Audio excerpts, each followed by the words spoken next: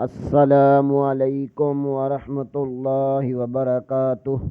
ہم اپنے چینل گمگول آن لائن قرآن اکیڈمی میں خوش آمدید کہتے ہیں۔ اللہم صلی علی محمد وعلی آل محمد کما صلیت علی ابراہیم وعلی آل ابراہیم انک حمید مجید۔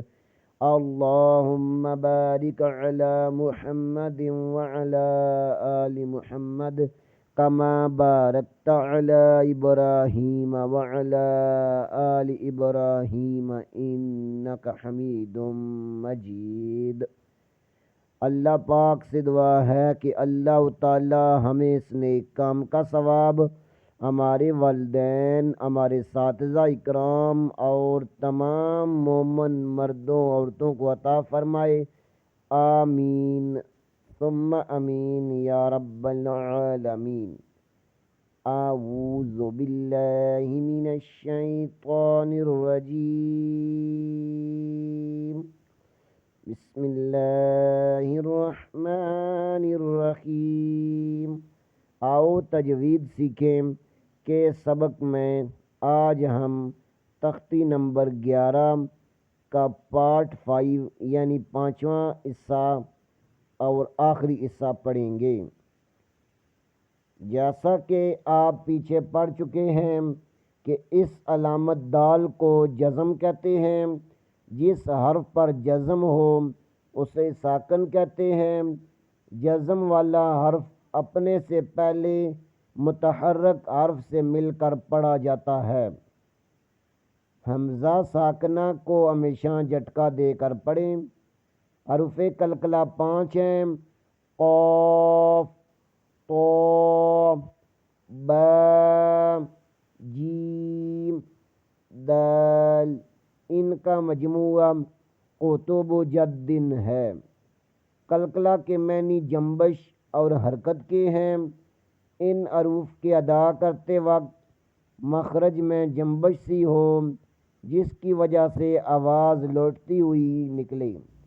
جب حروف قلقلہ ساکن ہو تو ان پر قلقلہ خوب زیر ہوگا۔ اس سبق میں حروف قلقلہ حمزہ ساکنہ کی ادائیگی کا خاص خیال رکھیں اور ملتے جلتی آواز والے حروف میں واضح فرق کریں۔ جیسا کہ ہم کل ایکسرسائز یعنی مشق کر رہے تھے، آج مشق کا دوسرا اور آخری حصہ پڑھیں گے۔ آئیں سبق کا آغاز کرتے ہیں۔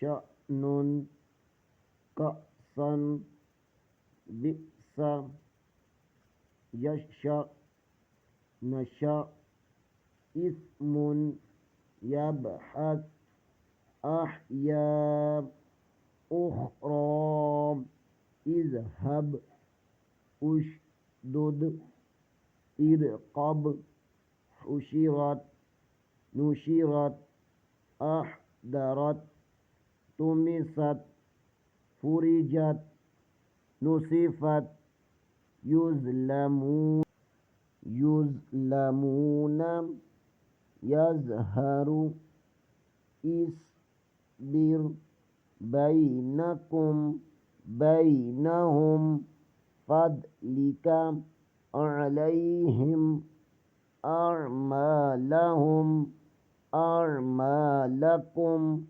ایدیہم، یستبدل، یستفتحون۔